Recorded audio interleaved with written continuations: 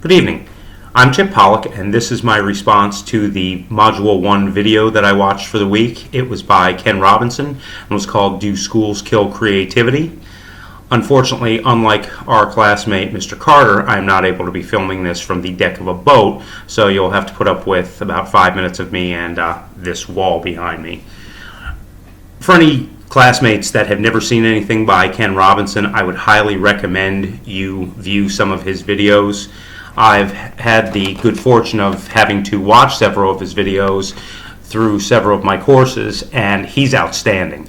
Not only are his insights very wise and worthy of thought and reflection, but he's hysterically funny. So the 19 minutes that this video took to view went by almost immediately. He's good enough that anybody in education that's simply interested in improving education and looking at some of the flaws in the current system would be interested in watching this, even if not mandated by a class, because, like I said, he's extremely entertaining and engaging and just a good watch. The main premise of this week's video that I watched obviously discusses creativity and schools and how the current system is very much eliminating that. In today's culture, we have too much emphasis on the standardized testing of language arts and, well, English and math, and in some cases science, that teachers are forced to abandon some of their more creative lessons at times because they feel the need to, unfortunately, teach to the test. By doing this, their creativity has kind of gone out the window, and it's limited the creativity that can be shown by students. Presenter Robinson, the greatest takeaway I took from his presentation was a quote that he gave early on, where he said that creativity now is as important in education as literacy, and we should treat it with the same status.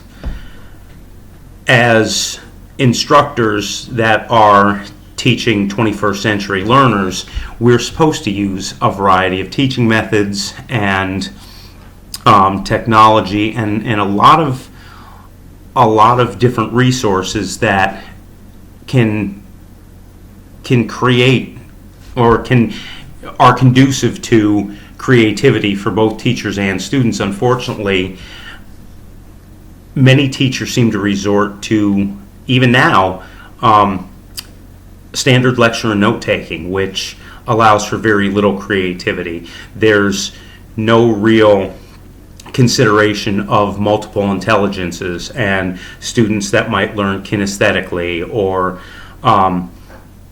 allowing for a variety of learning styles. Another thing that he said that I thought was very informational was that he said, if you're not prepared to be wrong, you'll never come up with anything original. And I think that both applies for students and teachers. Students are so conditioned nowadays to give correct answers and answer properly that there's very little room for creative thinking and improvement through a variety of methods. And teachers I think in many cases are very guilty of the same, because they're worrying about teaching to a test and achieving certain growth numbers or proficiencies. They're scrapping some of their more creative ideas because they're afraid that these ideas might not pan out and test scores might not be what they would be if straying away from traditional teaching. I think if more time is given in the planning stage, there are a number of different things that can be done to not only create engaging lessons, but allow students to be creative themselves. And Mr. Robinson said that the current system of education is doing nothing to foster that creativity, and ultimately is attempting to create a situation or a society full of university professors, because that's about all they'll be good for. And one thing that I think is very interesting is the fact that we don't even know what jobs will be around and available in 20 years. Many of my middle school students, when they're hitting their stride in the job market, the jobs that they'll be trying to get are very likely jobs that haven't even been created yet.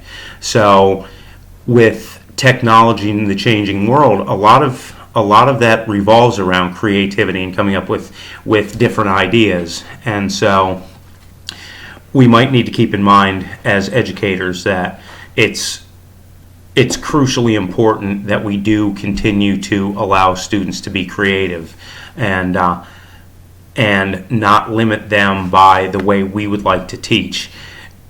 Mr. Robinson ended up his talk by discussing a young girl who was having a hard time learning, and her mother took her to be checked out by a doctor. And as they were leaving the room, the doctor turned on the radio, and they viewed this girl, and as soon as they left and she heard the music, she got up and started dancing. And he told the mother, "There's nothing wrong with your daughter. She's a dancer." She was not good scholastically in terms of traditional learning, but when it came to her creative side and being able to dance, that's what she was good at. And we need to as educators key in on the idea that we have to not only foster creativity with our students, but allow them to show their creativity by the lessons that we create.